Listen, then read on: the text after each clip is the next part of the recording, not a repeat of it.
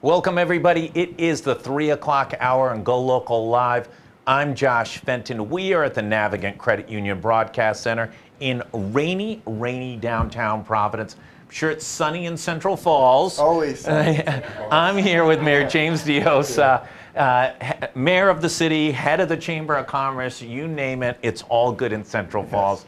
Welcome. Thank you so much. I appreciate you having me on such a beautiful day. Is it hard to get out of Central Falls? It is. So I appreciate the invitation. We like having you on here. Yeah. Let's go around the horn, talk about all the big issues. Obviously, one of the biggest high-profile issues was the Pawtucket Red Sox, your next-door neighbor. You were a strong advocate of building a new stadium there. They're off in Worcester with an amazing deal that really wasn't going to be matched in Rhode Island. Nearly $100 million commitment from the city of Worcester, a couple $100 million of proposed additional investment in private investment. The state came forward with about, I think, 30 or 40 to rebuild Kelly Square, which if you are a daredevil, go drive Kelly Square in Worcester. It's the most incomprehensible intersection in the free world.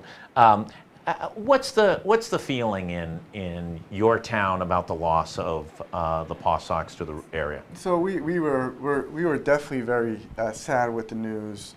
We were strong supporters of the city of Pawtucket, of the mayor, Gregg Ian, who took a strong leadership role in this project.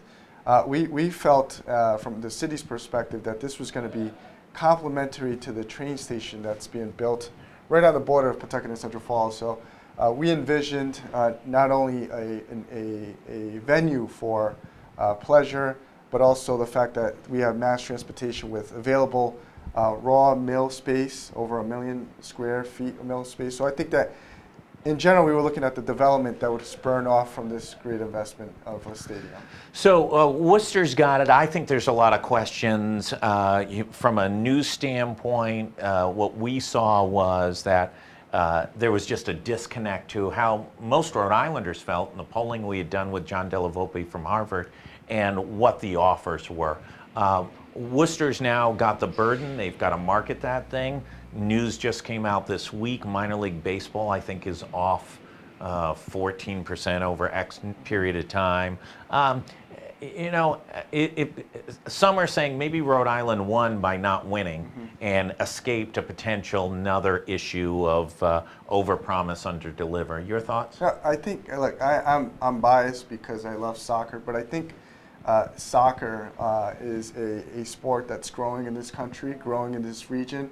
I think that receiving the news that the World Cup is coming back to the United States in 2026, I think there's an opportunity there that, maybe it's not baseball, maybe it's an opportunity to explore soccer and how it's growing in communities, especially in the Blackstone Valley. There's so much diversity there, people from Europe. And in Providence, exactly. Absolutely 100%. Obviously, the grand prize is to try and get the Crafts to build the Revolution's new stadium. They're 3 years behind on the Major League Soccer requirement to have a soccer-only stadium and get out of Gillette Stadium, which is just not a good soccer experience. It's a huge stadium. It doesn't matter if you put 30,000 people in there, if the place feels empty. Portland, Oregon, where we have a GoLocal site, they have a stadium right in the city. They've sold out every single game since they've been on. Yeah, and it's just, it's a great experience and great fan base, and every restaurant in the city is full on game day. I think you're 100% right. And Stephen Pryor was on about 3 weeks ago talking about looking at the Apex site as a potential other venue for maybe soccer or something else. And I stand behind the mayor, so obviously his city and Central Falls is right behind them in any initiative he wants to take on. While everybody was chasing the shiny object, and we've written about Memorial Hospital got closed in functionally January 1 of 2018, a huge economic impact to the Blackstone Valley, 800 jobs, about 600 full-time positions. Charter Care has stepped up and said, listen, we'd like to get that property. We'd like to open up, at minimum, an emergency room facility. That property is owned by Care New England. They're blocking that. They won't release the property. Is it time for state decision makers to intervene take it by eminent domain? Is it time for the city to take it by eminent domain? And we saw this winter huge problems with emergency room availability because of the closure of Memorial. Yeah, look, I think the Blackstone Valley has felt the pains of not having the hospital open for immediate response. We now have to travel to Providence. I believe the mayor has been having ongoing conversations, this being the mayor of Pawtucket, and he definitely knows, and he's spoken about the need of an emergency. Maybe that is the first step. Yeah. You know, getting the emergency room open again with a few beds, and then relieve the burden on the other hospitals around the Providence area. Miriam Hospital, which never really has seen backups in the emergency room, saw multi-hour backups almost the entire winter because of the closure of Memorial, because it's the closest hospital. And Blackstone Valley Health is invested $15 million in Central Falls. They're building a brand new health facility, one-stop shop. It's called the Neighborhood Health Station. It'll be able to serve 90% of our population through primary care, mental care, physical therapy, pharmacy, radiology, urgent care. So we're hoping that once this facility opens at the end of November, you know, we'll see some of the burdens relieved. That's right. Is Mike Fine? Yeah, Dr. Mike Fine's involved with that. One of our all-time favorite guests, and expert on everything healthcare, and now becoming a prolific writer. Oh, he is. And just, super interesting, Renaissance kind of man. Let's talk about the train station. The train station really does create an opportunity for that Pawtucket Central Falls area to become de facto a suburb of Boston. One of the largest economic engines in the entire country. Boston is exploding. There's really no land if you want to live around Boston in any 30-minute drive time. You're talking about $1 million home up. Is that the game changer? Does that really just transform your two communities into a different place and allow you to take up the abandoned mill buildings and transform them for reuse? We have to, I've learned more and more as I continue in this role that we have to look at things from a regional perspective, and how does the Blackstone Valley play into this regions? We have Providence literally 10, 15 minutes away. We have Boston 45 minutes by car. 45 by car? By car. 2 hours by car? Yeah, maybe. Okay. 40 minutes by train, 2 hours by car. Okay. With the traffic, you're right. Yeah. So, how do we really benefit? How do we look at this train station? We know that the millennials love mass transportation. They love options. It's getting very expensive in Boston. But how do we make the Blackstone Valley be that regional between the Providence and Boston area? And I think there is an opportunity by having a train stop that bears the name of Pawtucket Central Falls, and seeing the investors coming up and investing. That's going to provide a lot of opportunities for affordable housing and affordable opportunities to start up a business, etc. And is this the opportunity, what you're seeing now, some of this organic building as well as the train station, is going from dying, decaying, older to cool, hotspot to New England? Because ultimately, if you're working at a early stage job up in the Boston market making $40,000 or $50,000, there's no place you can live in that area. And even up to 75, you're almost pushing $100,000. You can't afford to live in that city. Is this kind of that cool opportunity? And then you can build the restaurants around it, etc. I agree. And not only does it give us access to the work market up in Boston, but also education. We have a lot of our students that live in the Blackstone Valley travel up to Boston, so this would be much affordable and more efficient for the time to get up to Boston. We're in the election season. We've seen some vibrant races on the Democratic side and the Republican side during the primary season. You've now got the group set. you've got Governor Raimondo running on keep the momentum going. You've got Mayor Fung running on sort of a mantra of, you know, we need better, stronger leadership. You've got Joe Trillo running, saying, hey, listen, I'm not going to lie to you. I'm the independent guy in this race. I'm going to shake things up. Rhode Island needs to be shaken up. You're a Raimondo supporter, obviously. You know, what's your take on this race? And are we spending enough time? You know, there's a lot of narrative about issues that don't seem to be that important, and a lot of missing issues that are really important to the state's future that isn't getting addressed at all. Well, look, and you share this perspective. You know, having one term is not enough to fully implement the agenda that she's looking to do. I think she's done a good job. She's really taken the opportunity to listen to municipal leaders at the local level, hear the concerns. Through her efforts, we were able to get the train station rolling. Again, I think she needs a second term to really fully implement her agenda and roll out all her plans that she wants to do. As a mayor, you've worked with Allan Fung over the past few years. Talk about him as a leader. You know, what's the perspective that you've had working on municipal issues with him? You know, we share a round table at the Rhode Island League of Cities and Towns. We have full conversations. I tell you one thing, that you know, there's no lines dividing us. Because of League of Cities and Towns is not a big R versus D issue. Correct. It's trying to find solutions to municipal issues. And he's a friend, but I'm a Democrat. I support the governor, and I think she needs 4 more years to be able to continue pushing her agenda forward. Speaker Mattiello was on last week. Obviously, he's got some representatives who are starting to peel off. He has a tough re-election.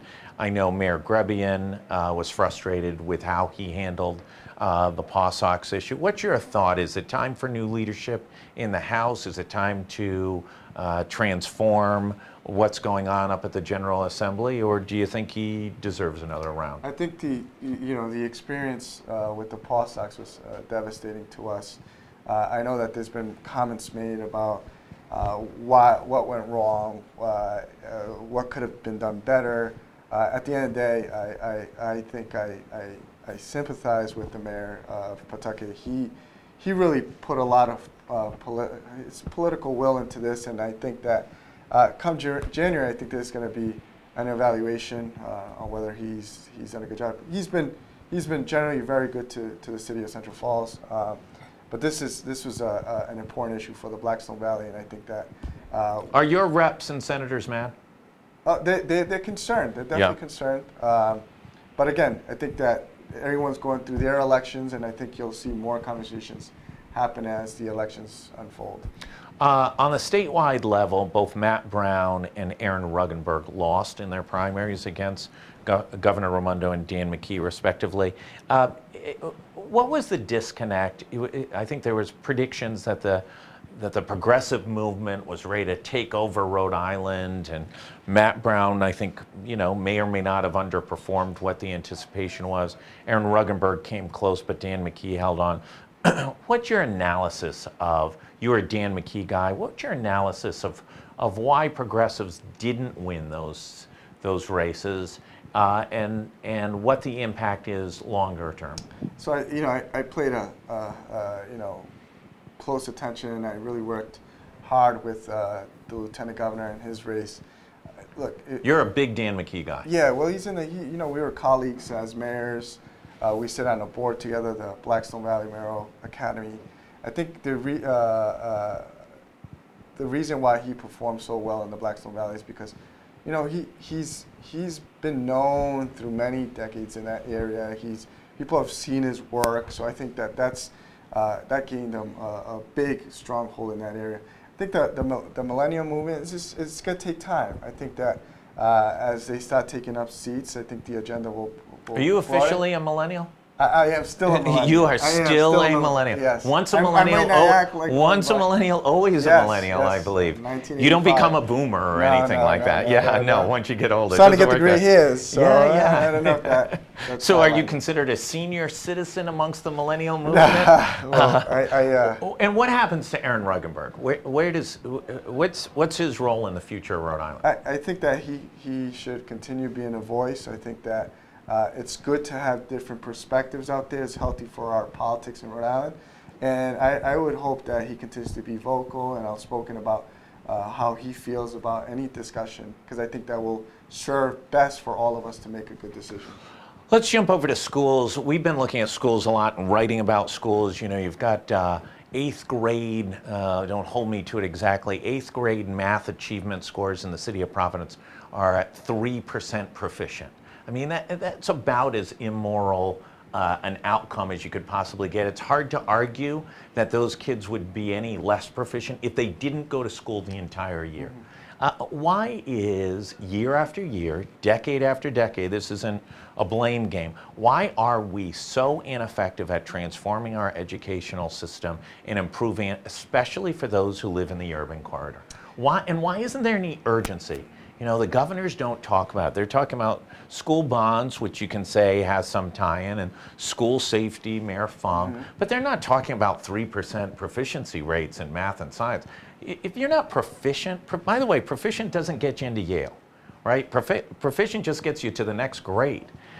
We're talking about something in which kids, year after year, decade after decade, are completely ill-prepared to go into the workforce. So it's a conversation I continuously have with our superintendent, who's been very vocal about that. The fact that kids in urban districts are in a sense not being talked about or prioritized. I think that there needs to be more of an emphasis, much more investment in ELLs, getting our teachers prepared in this area, and I think that it's not going to happen overnight. I know that for a fact. But I was on the council. I was on the council when I was 26 years old in Providence. The scores were the same. I heard the same things. It's not going to happen overnight. It's 25 years later. It's still not happening overnight. At what night does it actually start to take place? Because we've still spending $17,000, $18,000 a head.